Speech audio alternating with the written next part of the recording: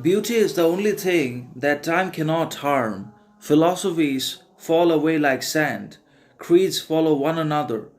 But what is beautiful is a joy of all seasons, a possession for all eternity, meaning there has actually only been one entity or condition in the world that's immortal, and that is not human beings, because human beings are perishable. They fade, disappear, vanish into the nothingness of the universe from where they came in the form of the souls in the physical bodies for the fulfillment of certain powerful, important ambitions, desires, objectives, missions, aims, intentions, as already destined by nature and set by the universe, and that we carried out as vessels, as actors with our performances in one way or another. But beauty is the one condition that always has its own inherent naturality, that obviously got its own sovereignty, distinction, individuality, independence, as a result of which is immortal, is eternal all the time, no matter what we think, say, or do to ourselves, and with or without our existence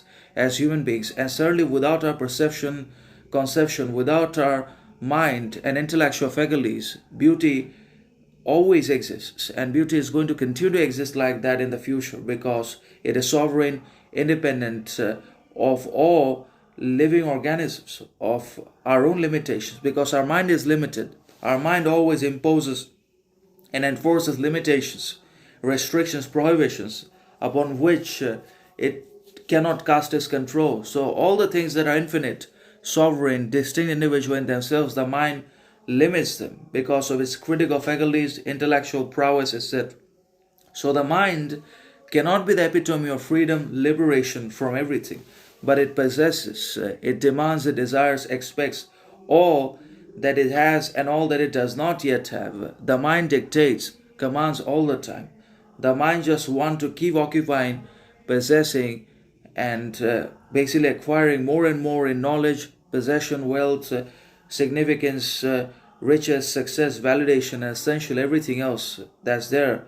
But that is not the heart, and that's why the mind cannot be considered to be always good, because besides its intellectual faculties, it is empty. It does not have a character, nor does it have a personality, because it cannot have an identity. And because the mind and because also success do not have character, personality, they satisfy nobody in the world. And that's why the successful people and even the mentally superior and intellectual people are not really satisfied or content with their achievements, knowledge, and possessions in the world, because what they have do not or does not satisfy them, and it will never suffice them.